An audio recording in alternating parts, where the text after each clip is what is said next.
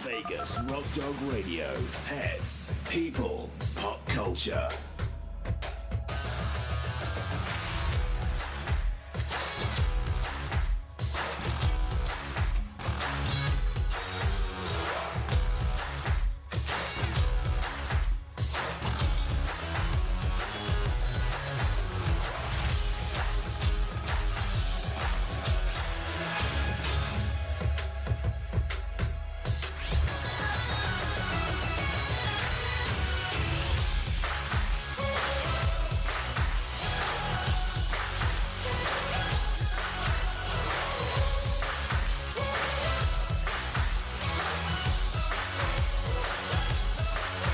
Let's bring on the host, Sam, the queen of rock and roll dogs.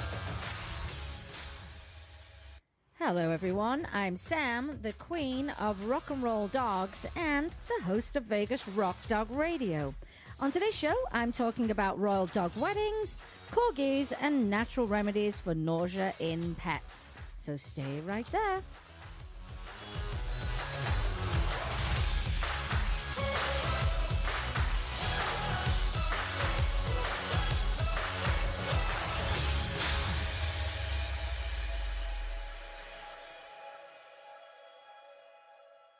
Vegas Rock Dog Radio. Pets, people, pop culture. Hi everyone. That was a funny sound. Hi everyone. Welcome to the show. I'm your host, Sam, the queen of rock and roll dogs, and this is Vegas Rock Dog Radio, a rock and roll show all about pets, people, and pop culture. Welcome to the show, everybody. Wow. This year has flown by, hasn't it, Jim? Jim's in studio with me today. Zippity-doo. I don't like it's It's only about... Oh, it's a third of the way through anyhow. We're nearly halfway through. I know. I'm not happy about that. I'm not happy about that at all. I feel like this year has gone too fast. I feel like I can't catch up. So much going on. Oh, my goodness. And every year we say, let's not be as crazy as we were last year. And we're crazier each year. I'm going to stop saying it. Well, welcome to the show, everyone. Got lots to talk about today. The royalty and weddings are going to be a big part of the show's theme today. And why not? Because we've got the marriage of Harry and Meghan over in England. Harry and Potter. Harry and Potter, okay. Why would you say that? It doesn't matter to me. They're not as important to me as they are to you. Excuse me? They're not. Excuse me? Just the way it is. Excuse me? You're American now, too. No, I'm not. You are. Don't even. Don't even. How many passports do you have? I have 2. Which is the one you have to travel with? My British one. Which is the one you can When only I get go back home. into the country with? The American one. Okay. That's it. Well, there you go. It's very complicated, my friends. It's very complicated. Immigration is quite complicated.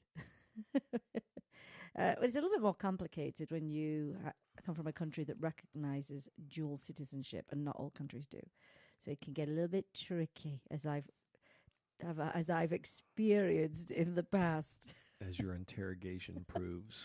That is no lie. I was detained. Not because I did anything wrong, but because it's because you did do something wrong. I didn't do anything wrong. You left on the wrong passport, so they wouldn't let you in. No, I didn't. No, I didn't. I only just got the citizenship and had already planned to go to England, and I didn't have time to get a passport. And what happened was, you don't even know what happened because nobody knew what happened to me because I was detained for 3 hours. Let me tell you. I wasn't going to go into this story, but now Jim has piqued everybody's interest. Mm-hmm.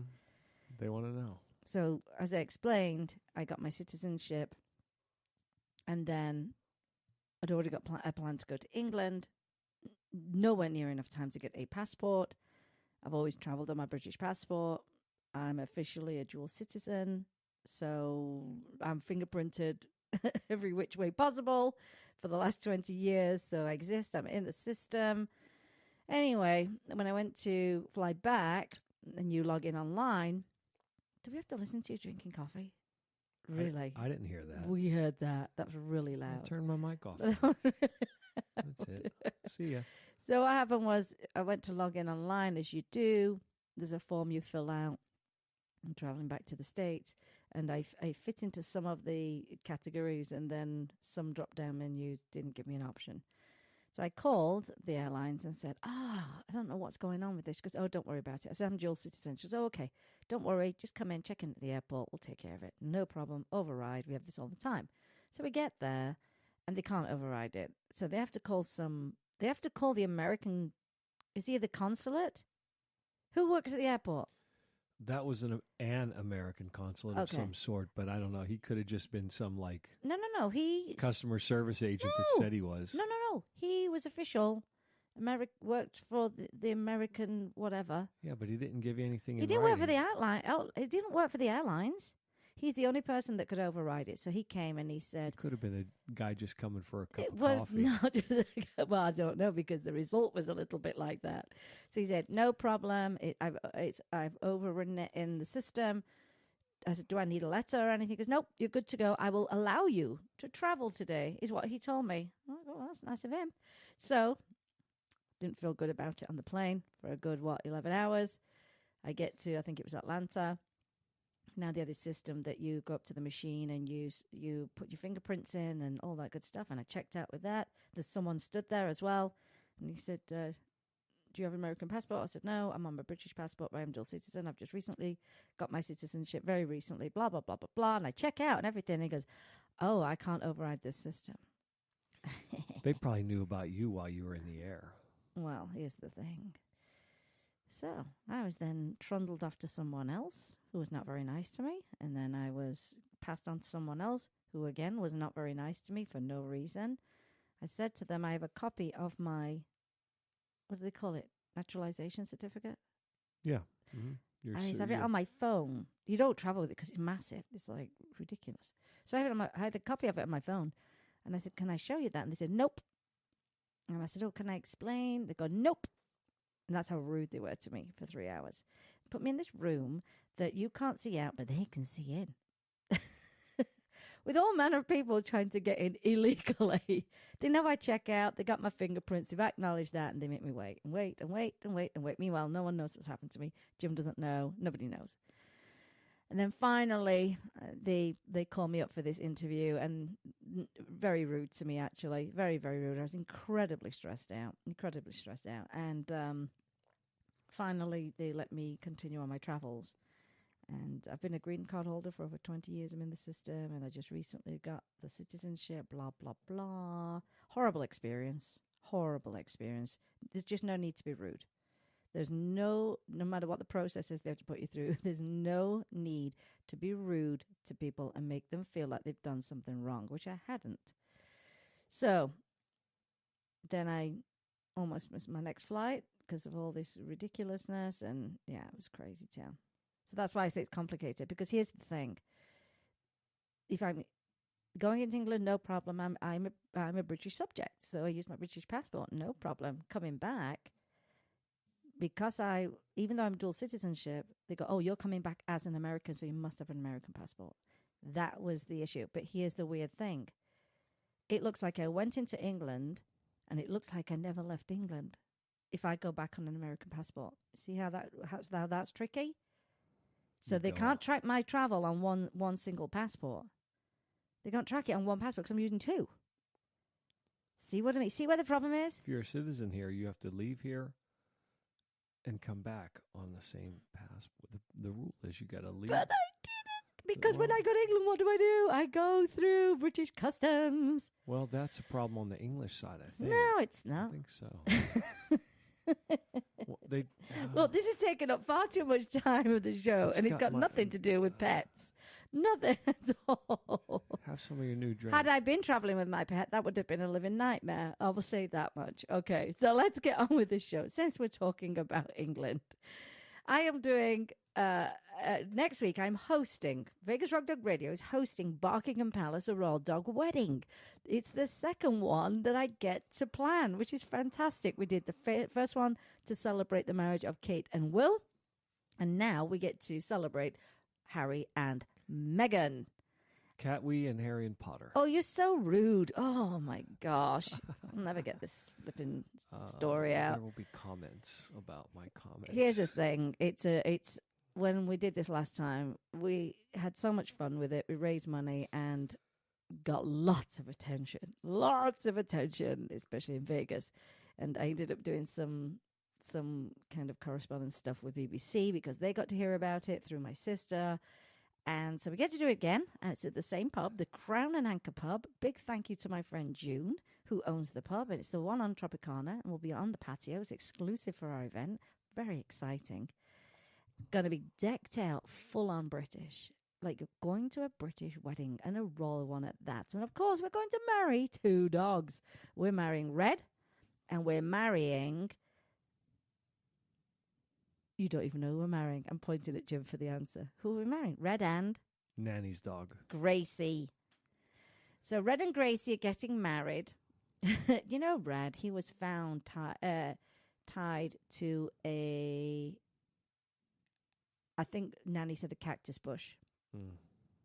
Terrible. He had cactus spines in him. Terrible. Yes, awful, isn't it? But she saved him.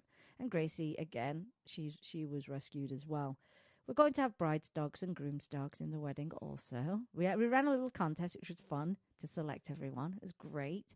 Odie's eyes, who has no eyes. He has no eyes. He said he'd like to be the witness. So Odie's the witness. And the people that are involved in this, and it's a lot of people, of course, the Crown and Anchor pub, big thank you to June for giving us the pub. Dogs ID tag, that's our friend Sandy. She's making custom dog tags for the dogs to exchange. We also want to thank Einstein Pet because they're providing all the treats with special flavors just for this royal wedding, Barkingham Palace. And it's going to be a treat bar. So as you go to a lot of weddings these days, they have the candy bar, the sweet bar. Now we've got the treat bar for the dogs. I want to thank Pet Scene Magazine for all the magazines to go in the swag bags. The Dog House for all the bridesmaids and the groom's dogs outfits. Entirely Pets for treats that are going to go in the swag bags. And a big thank you to Wags and Whiskers because they're making the pup cakes, the royal pup cakes for the dogs. Going to be a really, really fun time. Thankfully, the weather is going to cool down. We did check the temperature when we went the other day, and as soon as the sun goes down, there's a lot of shade there. It's lovely. A couple of trees. It's just really nice. It's all enclosed in. And the biggest requirement is that you come dressed as if you're going to a royal wedding. So that means big hats. That means fascinators. That means the most loveliest of dresses to just celebrate and feel rather fancy. What are you wearing, by the way, Jim? Are you going to wear your top hat? I don't think so. I think I'm going to dress as an American visiting a British wedding. I cannot ever be British. I can only You could if you gave up your citizenship, but you have to give up your citizenship, whereas I didn't have to give up mine. Right. I don't know yet. I haven't decided yet. Oh, okay. Because I know I'm going to be working a lot, and so I might be getting dirty. No, you won't get dirty. You don't think? No, we're going to decorate it in the day. Pam's flying in from Rocking for Rescues, and that's who we benefit, Rocking for Rescues. It's going to be fun. I'm really excited. We're going to stream it too, and we'll stream it on Vegas Rock Dog Radio. So make sure you follow the page that day. We'll create an event for this so that you can actually watch it live, and we will also video it. So we have a really good copy of it at the end.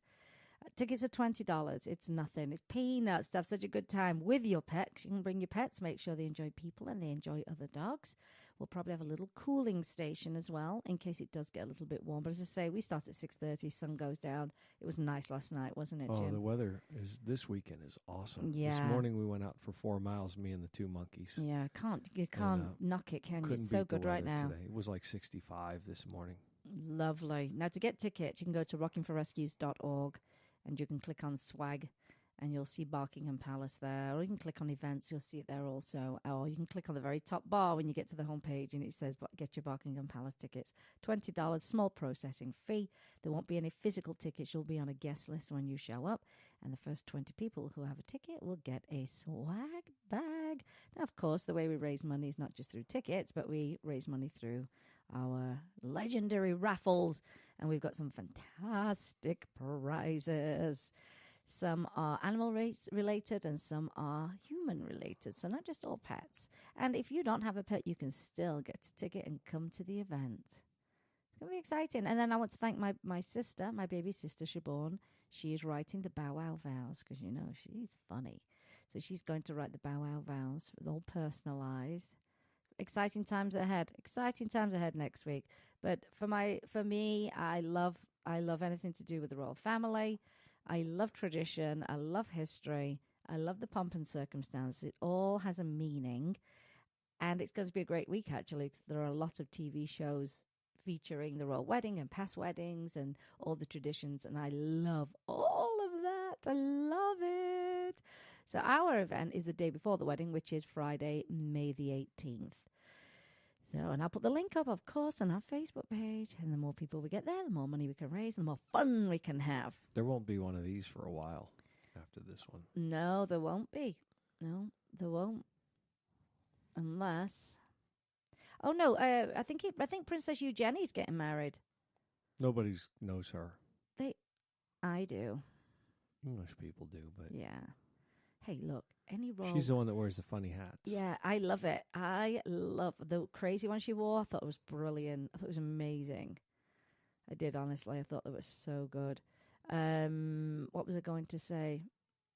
We love a wedding. The atmosphere in England will be unreal. It'll be like the whole country's having a party. It's so much fun. Oh, so much fun. Mind you, saying that's going to be rammed at Windsor. Windsor's not big. It's going to be rammed. I think if you were trying to drive in, you probably may not get in. Isn't Windsor outside the village we visited where they used to make Doc Martens? No, that's where Adrian lives. Oh, it's not in the same area. No. Well, another thing that's happening today, Mr. Jim. What's that? It's National Dog Mum Day. People say dog mom here. I say dog mum. And I know some people think it's a silly holiday to celebrate for some people. But in all honesty, it does take a lot to care for your pets, doesn't it, Jim? Heck yeah. Grooming, walking, preparing their food, that's what we'll be doing this weekend. Getting woken up at 3 a.m. For a wee. Having to go for a wee, yeah. Getting your arm scratched off and you're trying to get extra hours sleep. Your vet visits. Giving meds, and for anyone who's got a pet who's ill, you can double all of that work, really. It's a lot of work, and it's a lot of loving, as we like to say. So I do think it is a lovely day to celebrate the dog mums of this world. And my dogs are treating me to some shopping at H&M, aren't they, Jim? They are. Isn't that nice? Oh, they're paying out of their dog bank, out of their piggy bank. I don't know. It might be the Bank of Jim, I think. That's what I'm thinking. Well, let's take a quick break, because when we come back, since we're going to keep on the royal theme for a while, we're going to talk about the Welsh Corgi when we get back. So hang on in there, and we'll be talking about those little short-legged doggies when we come back. You're listening to Vegas Rock Dog Radio with me, Sam, your host, the queen of rock and roll dogs. Vegas Rock Dog Radio. Pets, people, pop culture. Pet Scene Magazine is dedicated to Las Vegas pets and the people who love them. It's a source of news and information for pet lovers, as well as offering valuable coupons and specials on pet products and services. Find them online at www.lvpetscene.com or look for them on Facebook.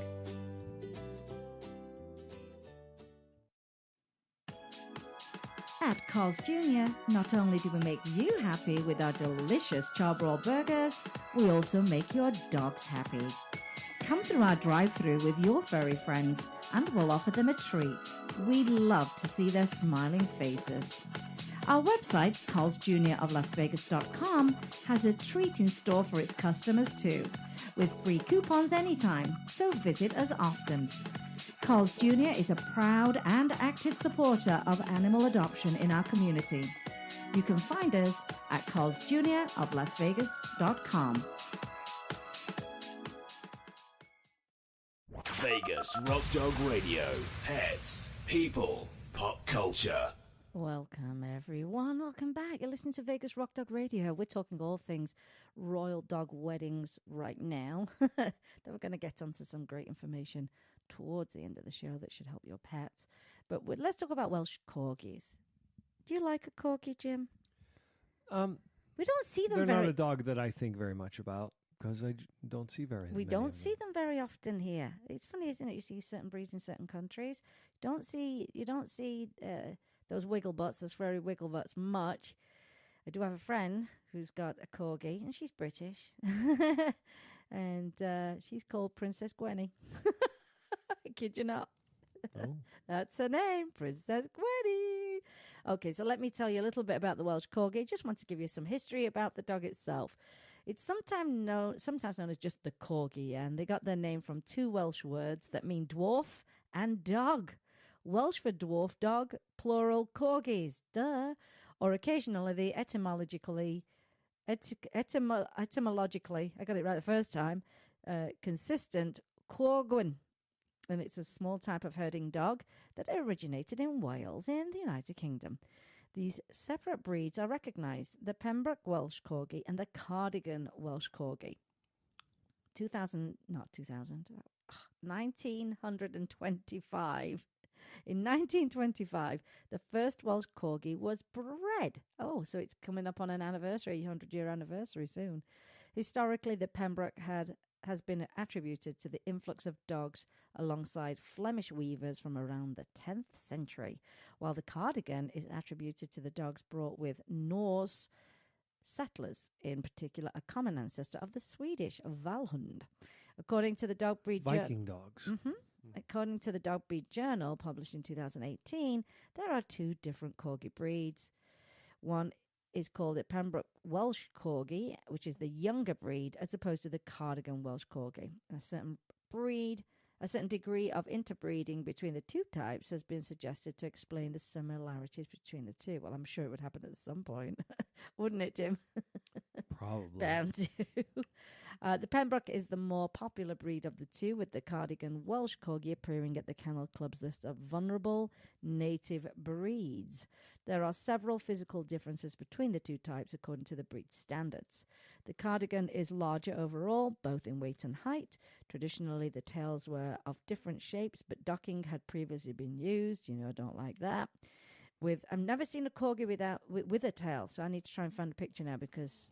I'm sorry, I think cats and dogs and all these animals that people try and mutilate, basically, by cropping ears and all that good stuff, I think they look perfect, whole. That's what I believe in.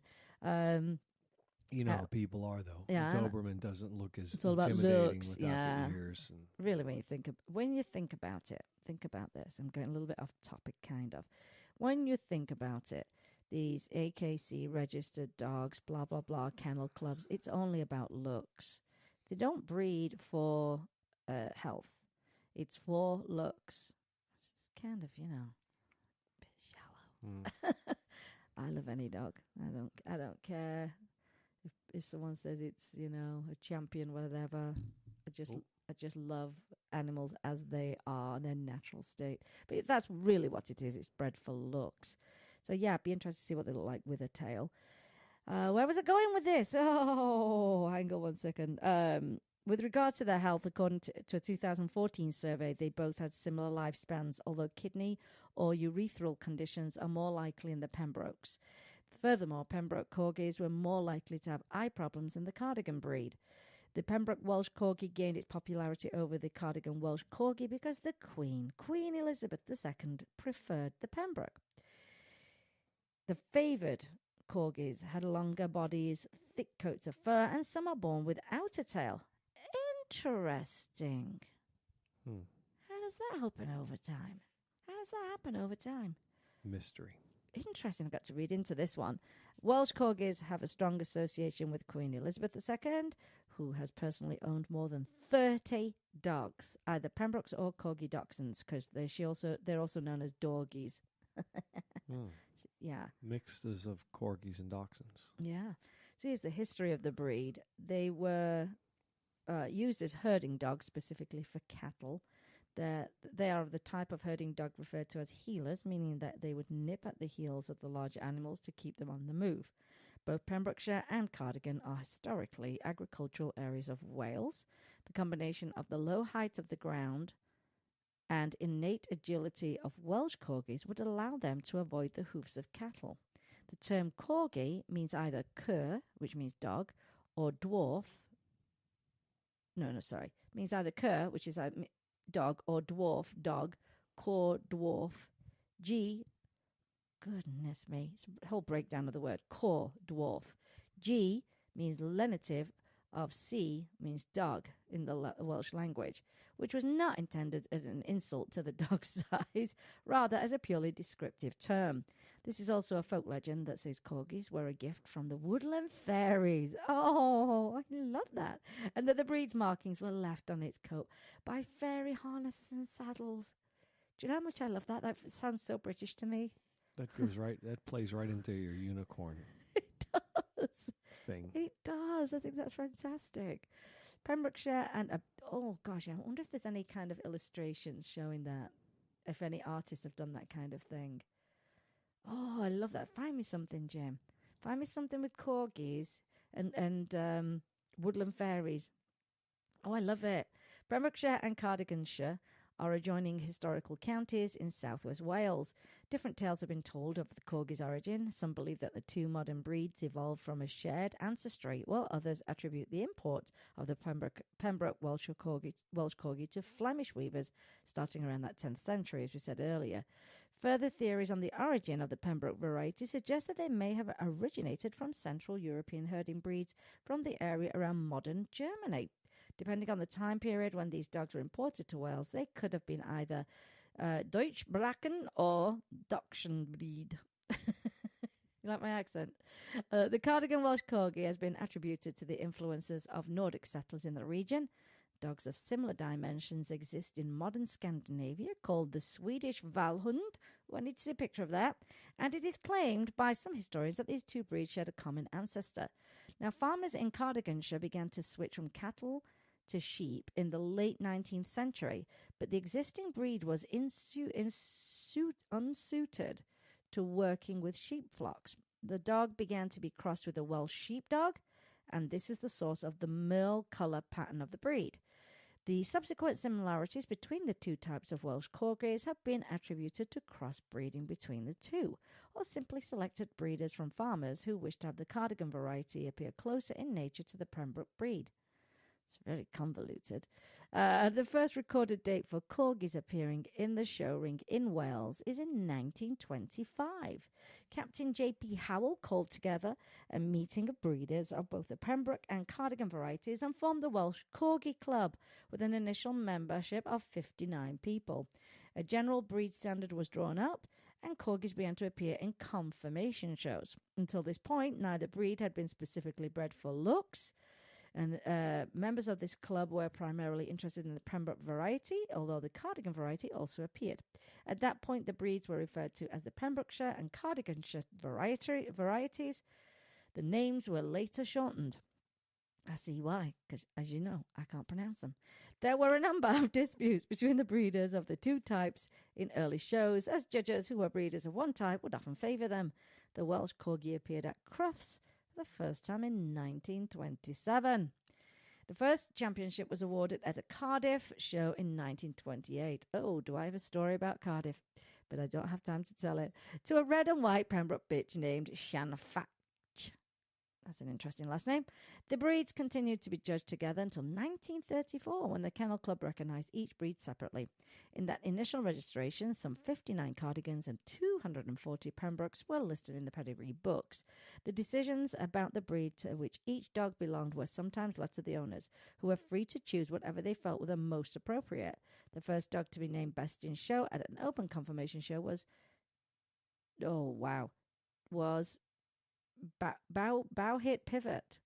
Okay. Cardigan Welsh Corgis continue to be rarer than Pembrokes, with only 11 registrations made in the war year of 1940. Both breeds survived the Second World War, although the Cardigans registered with the Kennel Club numbered only 61 by the end of the war. Pembrokes became very popular during the post-war years in the United Kingdom. In 1953, it was ranked as the fourth most popular breed by the Kennel Club. Check your email, by the way. Okay, and that was behind the English Cocker Spaniel, the German Shepherd, and the Pekingese. And in 1955, the reserve Best in Show at Crufts was the Pembroke Welsh Corgi K-Top Maracas Mint. Aren't you glad I didn't name my dogs that? Can you imagine shouting that dog?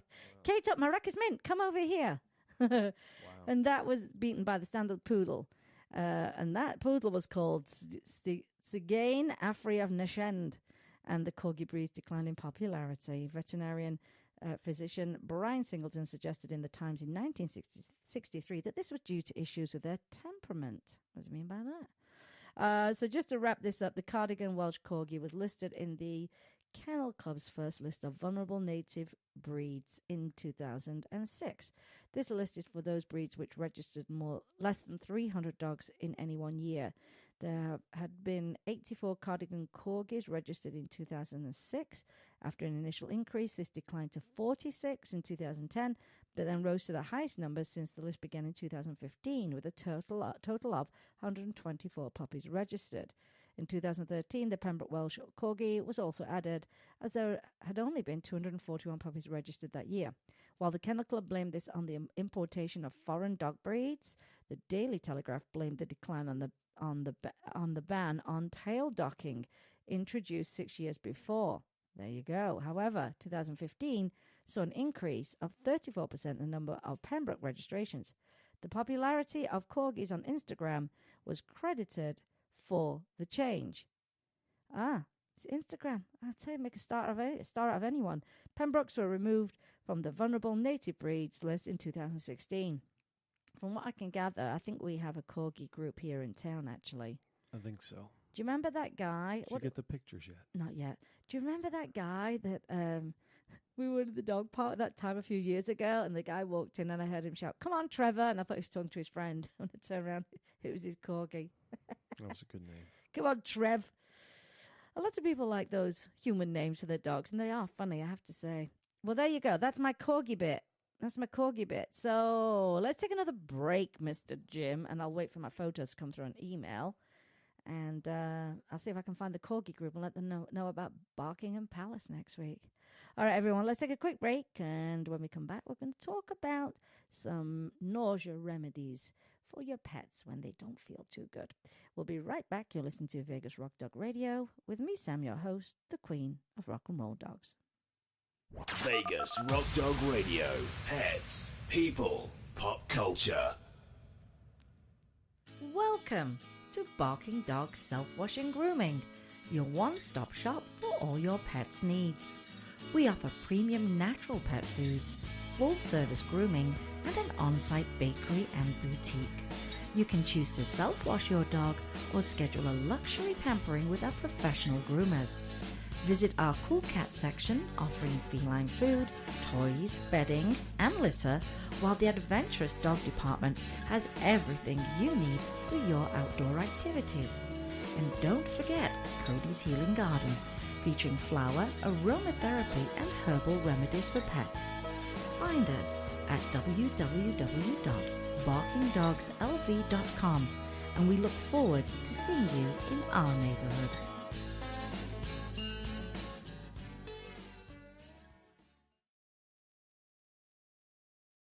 Vegas Rock Dog Radio.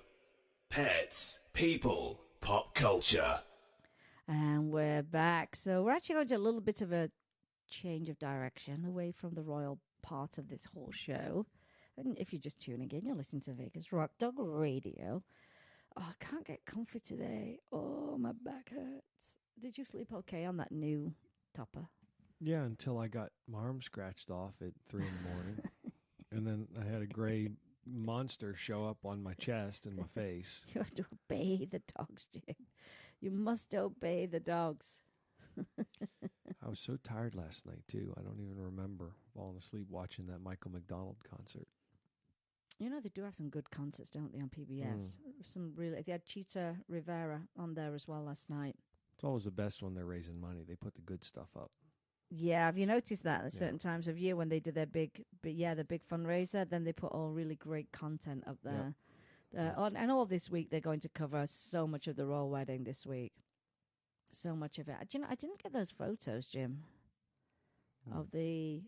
I'll check my email send. Yeah, just double check. You know, sometimes you hit send and then it asks you what size images you want to send and you forget about that. And that's what happens sometimes. Hang on. I think it sent them. Right, so let's talk about this. Often your pets can get nauseous. In particular, And I had a friend this week who one of her dogs is just really feeling nauseous, and he's on cancer treatment, and that can make them very, very sick. But pets get sick for all kinds of reasons: motion sickness, travel sickness, food. I mean, they ingest something they shouldn't have ingested. And I think a sign that, they kind of turn their nose up their food is a big sign. Something's not right, to not be interested in food. It says that he sent me the message. It says he has no content. Whatever you sent to me has no content. Oh, no, I found it. They're there. I found it. Oh, it's a link. Oh my gosh. Corgis with fairies on their backs. That is everything. I'll post these on our Facebook page. I think you would really enjoy looking at these. The one with the queen on the back of a corgi. That's brilliant, Jim. I'll post these. Oh my gosh, I love this whole, this, what do you call it? What do they call it, Jim? I'm sorry. I'm looking at some information right What do they call it? Not like you said about it was believed that fairies. What do they call that? I believe that corgis were delivered to people by fairies. Mythology. There you go. That's the word I wanted. Beings. Yeah. Oh, I really quite like it. Oh, I think it's adorable. I like the one with the queen on its back more than anything. So let's go back. Let's get back to the right topic here. And I will post the pictures on Facebook. I think you'll really enjoy them. So your pets can get nauseous for many, many reasons. And typically, and I was watching a great video on the Dog Cancer Series community page, and they were saying, if your pet turns their nose up at their food a second time, then you do need to address what's going on, because that's always a sign that something's not quite right, and you do want to address it immediately. Dr. Karen Becker was mentioning that don't wait until what they call it like pet anorexia, where you've let it go for so long with them not eating, and you're trying to get them to eat, and what she calls doctoring up the food just to get them to eat, but you're not addressing the underlying issue. And so she says, just act immediately. Don't waste time. Get yourself in there to the vet straight away the second time your pet hesitates to eat the food. Now, nausea doesn't mean necessarily that your pet is actually throwing up, but I think everyone can, relate to how horrible that feels when you feel, I feel so sick. And then you get scared because you think you're going to throw up. I mean, it's just a horrible feeling. It really is a horrible feeling. And as I say, cancer treatments can cause it. Some meds can, motion sickness, travel, or they've eaten something bad. It's a horrible feeling for them. So what can you do to help them out, especially at home with a natural remedy? And so Dr. Karen Becker talked about the Vermulsion, I think I'm pronouncing it right, Vermulsion center of the brain.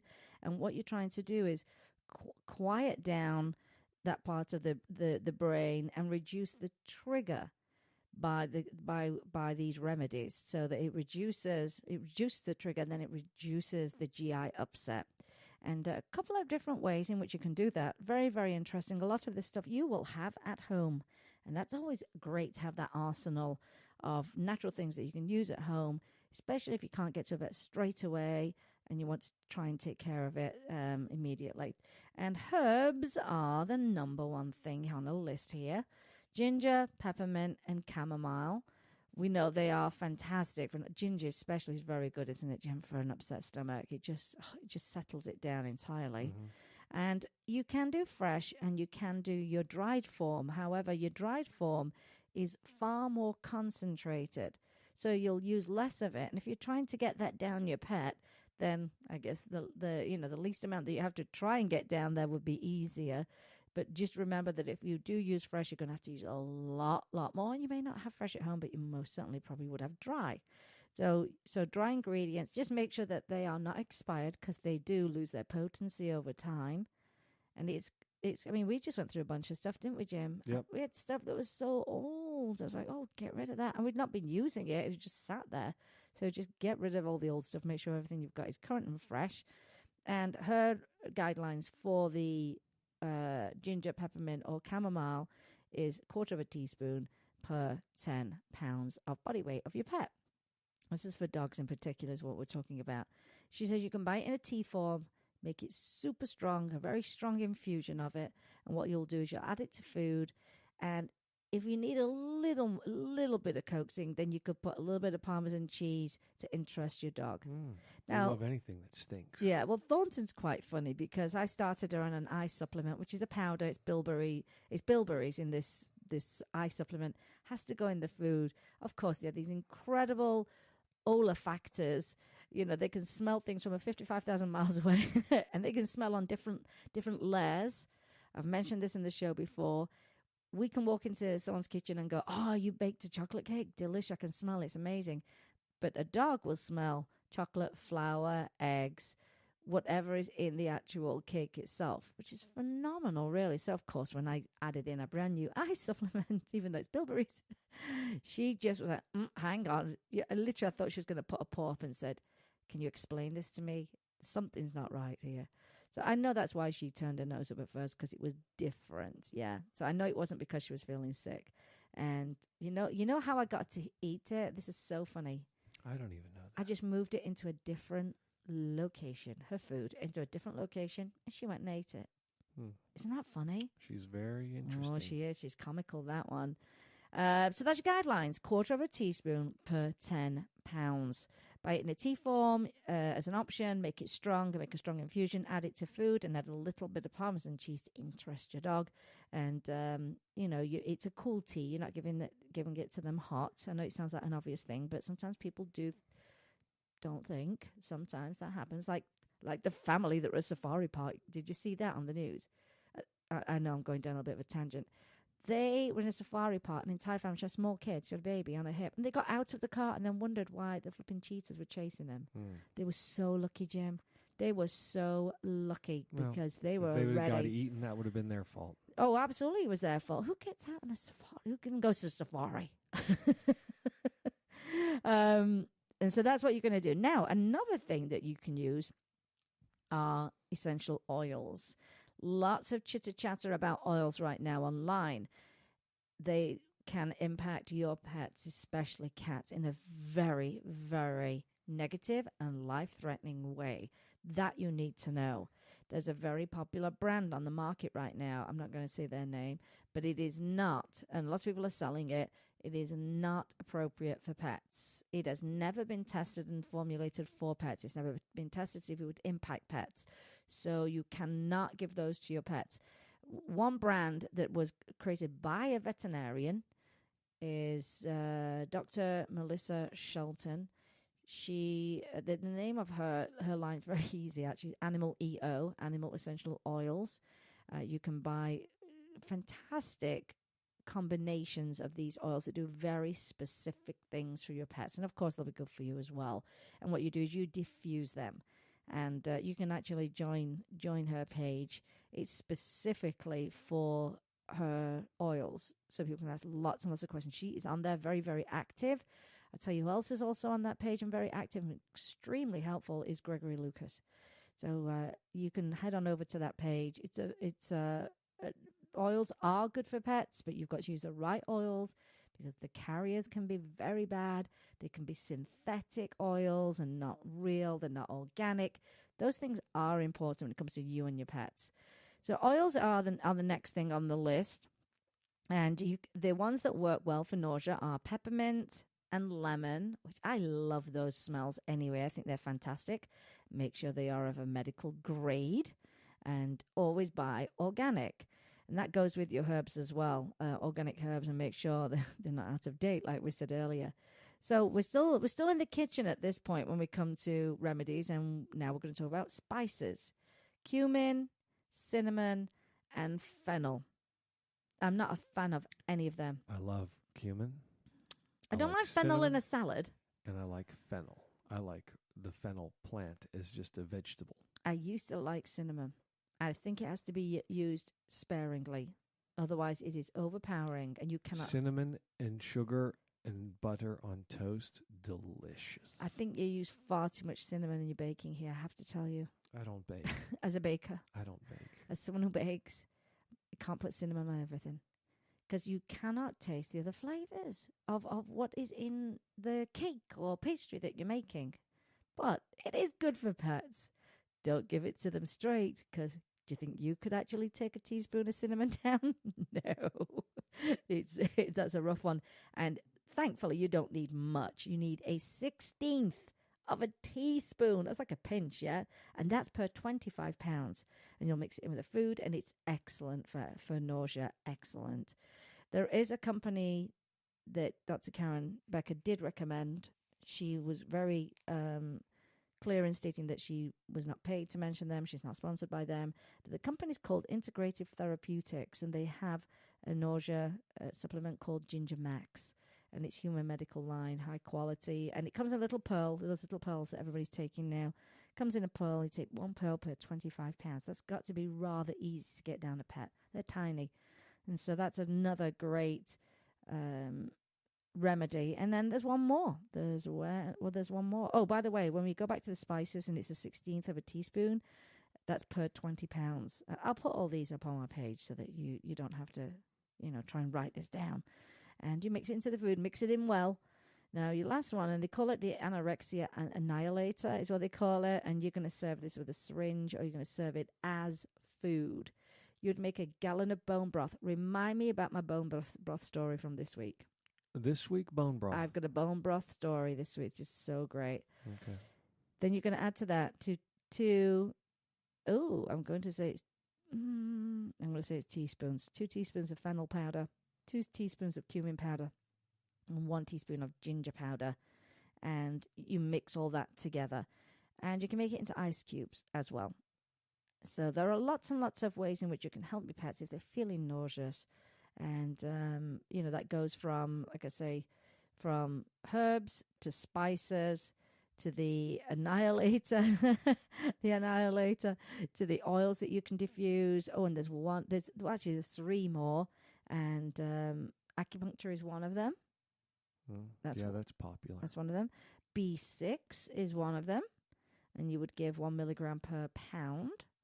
And CBD oil. Who's not using CBD oil these days? But CBD oil, and that is 1 milligram per 10 pounds to start. And you can use it between 2 to 4 times daily. When Pam and I traveled across the country with her 4 dogs, and there's a couple of them that were quite nervous traveling, and of course motion sickness, because, Buttercup threw up all over me. Bless her little thing. And, just being restless, we use CBD oil to actually relax the dogs. They were champs, Jim. They were brilliant. Because, Mater, he's very much like Galaxy used to be. Yeah. Would stand up and just panting and shaking and looking out the window, just wouldn't lay down, couldn't relax.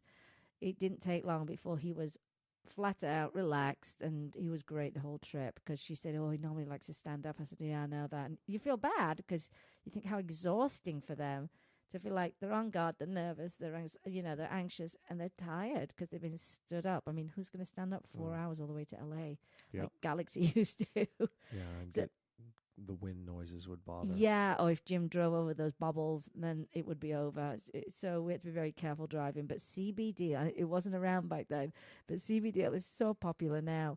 And what we found in Vegas, because you can get, what's the word? We are legal. You can buy cannabis here legally. Now, of course, you're not buying cannabis for your pets, but they do have the CBD oil at the dispensaries. Yeah, the rest of the plant is one of the most healthy things around. And so what I want you to know is that we found that the dispensaries are cheaper for the CBD oil because it can be quite expensive in some of the stores. And we're actually going to be making a trip this weekend because we need to pick something up for Thornton. And I think that would, there's a specific one that we're going to get, but it's quite a bit cheaper than everywhere else that we've seen it. So that's another great option. I'm going to sneeze.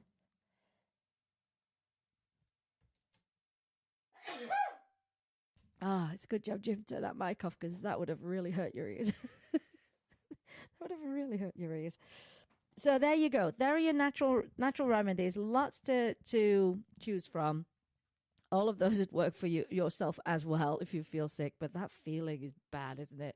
Especially when you just know you're going to throw up and you think there's no way of stopping this. And it's a disaster. It's a disaster. Well, and make sure, like I say, make sure that everything that you have in your cupboard that you're going to use is fresh. Oh, bone broth. Let's go back to the bone. I'm all over the place today. A little bit. My brain's a little bit fried. I am fried because I've been preparing this event, and I am fried. I have to tell you, I am fried. My friend, Cops. That's her last name is Copley, but we've always called her Cops our whole lives. Well, her dog, Lacey, had to go in for a surgery to have a lump removed. Thankfully, it's not cancerous. So everybody was so relieved and so happy for her, because you know how that is when you're waiting for them to go through surgery and then you got to wait for the results. Well, she said she brought her home. She was acting okay, and then she was acting weird and wouldn't eat, and they took her back in and they had to put her on fluids and everything, but she just would not eat. And I said, you know what? Make her some bone broth. Now, she's a vegan. My friend is a vegan. I said, she went, oh, I said, I know. I said, you know, can you get Piero, your husband, to make it? She goes, no, I'll get Binny to do it. Binny's her mom. I love all the names we've got for our friends. So she says, I'll get Binny to make it. So I send her the recipe. Now, bone broth is like a superfood. When I make it at home, and there are a couple of different ways you can do it, but I get an organic chicken. You fill your crock pot with water. You put in your apple cider vinegar, because that's going to leach out all the goodness from the bones. And I mean, you're taking at least 24 hours to make this. You know, once that skin, the fatty skin goes gross, that comes off, you discard that. You never let your pets eat that. That's not good for them. And then you keep it in that crock pot. You might have to add some more water if need be. You know, then I pull all the cooked meat off, and that actually ends up, you know, being part of their dinner over the next couple of days. And then I let it just break down and keep going and keep going. And then eventually I strain it.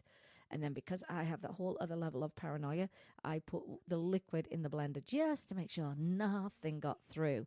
But what you'll find is the bones will just disintegrate, which is great, because all those nutrients are just going, and minerals are going straight into that liquid.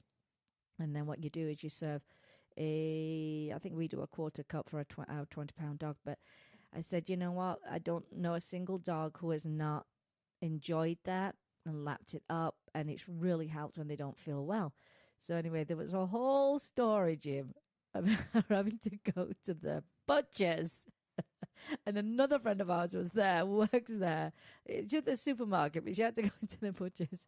And it was a whole saga. Because can you imagine, you are vegan, and you want to help your dog, and it grosses you out. It's horrible. Did she drop to her knees? She said she had such a hard time, and trying to explain what she was making. She's a vegan. And then when she got to the checkout, she was like, could you just wrap it up so I can't see it. It's gross. Well, Auntie Binny made it, yeah. Auntie Binny made it. We call her Auntie Binny. Auntie Binny made it, and Cops' dad wanted to eat it. He said, not leaving some for me. Oh, it probably smelled good. So she says, well, if Lacey don't like it, I'll bring it back. So off they go. They took it in a sherry bottle, I think, or something like that. And Lacey lapped it up. She lapped it up and really enjoyed it. So you know how it is. You feel bad when your pets don't eat, because you know it's a sign of something going on. So she just had surgery. So I was really happy to hear about that. And I'll tell you something, what a champ, because, you know, if things gross you out like that, that's hard to do. That is rough to have to handle. It really is. So big thumbs up to Cops, and I'm so glad Lacey's doing a lot better. And Auntie Binny will have to make more bone broth for Cops' dad. Is that not funny? I guess it's good for him, too. It is. Well, you can buy bone broth for humans. Okay. Or you can make it. You can make it. You can get it from Whole Foods. It's all pre-made, ready to go. And there are lots of companies now making... We used to call that soup growing up. No, it's not soup, Jim. You put vegetables in and it becomes soup. You can put some vegetables in. You can. Then it becomes soup. Okay. I love soup. It's my favorite You do food. love soup. I must admit, it's one of your favorite foods. Well, it's Lacey's favorite. It's hard now, to be bone broth. hard to be vegetarian though, and be a soup lover. Well, not now that I've found those really good meat substitutes. I mean, they are amazing. I have to say, they are amazing. And if you are making that transition, it makes it so much easier. It's so much better than years ago. And if you've ever had the Beyond Meat burger, you will think you're eating a burger. So I think if you've done that transition, whether you're vegetarian or pescatarian or you become vegan and you just get that craving, Beyond Meat, I'm going to tell you why. There's a compound in it called hemi. I don't even know if I'm pronouncing that correctly, but it's found in meat and it's also found in a vegetable. And it tastes the same. So they've extracted it. It took them 8 years to extract it, develop it, and put this plant-based hemi into the plant-based burger. And, of course, there are beets in it to make it look like it's red like meat, and the texture's unreal, and it tastes like a burger, doesn't it, Jim? If you're vegetarian and you get nostalgic. Yeah, or you just get a craving. That will, honestly, if you gave that to someone and didn't tell them it was plant-based, they would honestly think it was a burger, wouldn't they, Jim? I think so. You enjoyed it, didn't you? Mm-hmm. I did. They're a little pricey, but they are, because, I mean, it's a novel thing, you know. It's maybe we'll get one of those today. Well, maybe we will. Or we can maybe, because you can buy them too. You can buy them as well, although it's really nice when they're made up for you. And you feel a bit lazy. But honestly, I think it's a fantastic product. 8 years they took. They've got another bunch of stuff in their line, but that is the one with the hemi in it, and that's why that burger's selling. I think they sold in the first week something like $20,000. Like, boom, gone really quickly. I think that was just in LA. Isn't that amazing? Ooh, my shoulder just cracked. So how did I get onto the? Oh, I got onto the topic of that because of bone broth. But you can buy dehydrated bone broths now. You can buy dehydrated goat's milk now. You can buy so many dehydrated products now for your pets that are great. You know, that are a great convenience. And so, yes, and they have the bone broth for people too. I've seen it at Sprouts. So that's it, Jim. Have we come to the end of the show? Yeah, and my shoulder just... Does it just pop? Oh, my goodness. We sound like we're falling apart. I'm like, oh, my back hurts. He's like, oh, my shoulders. My shoulder... Well, you know, they don't know what happened to me back in October, these people, I don't think. Yeah, they do. They know I got hurt. Yeah, they know they're pushing the buttons with 4 fingers instead of 5. Yeah. He's still recovering from his fall when he broke his finger and then broke his shoulder. It takes some time, doesn't it, Jim? Just reminded me that it was broken almost more than half a year ago. Wow, it's gone fast that time. Yeah. Well, we are at the end of the show, Jim. And for everyone that's listening, thank you for listening in. It's definitely a little bit, it's somewhat of a theme. But, you know, sometimes something pops into your head like the bone broth and you've got to tell the story because it was a great success.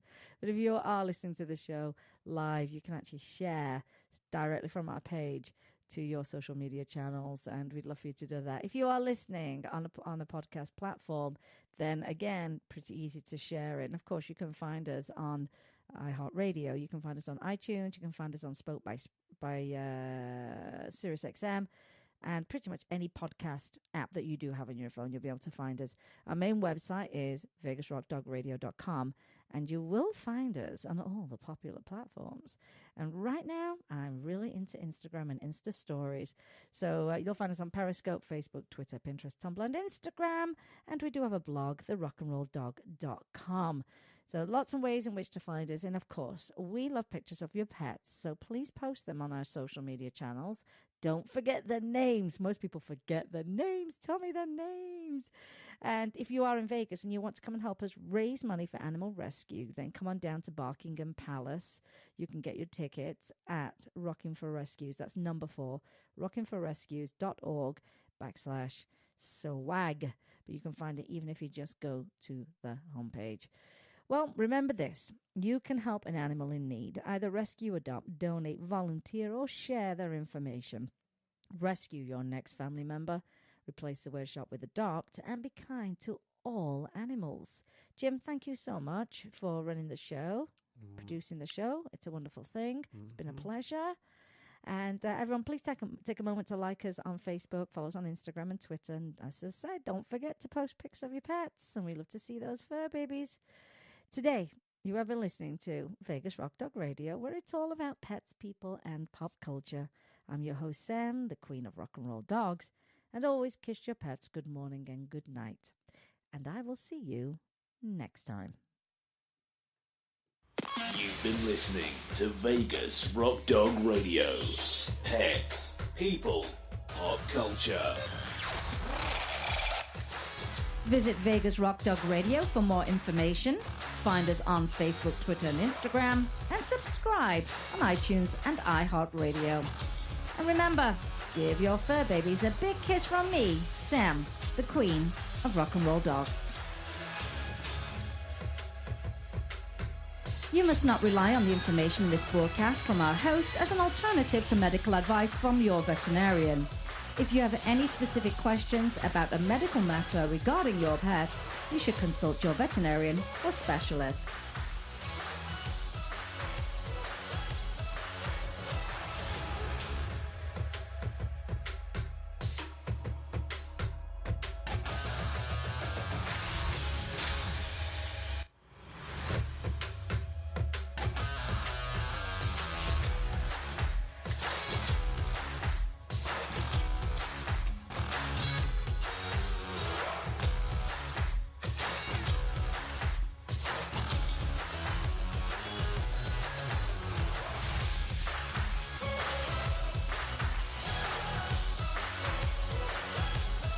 Vegas Rock Dog Radio.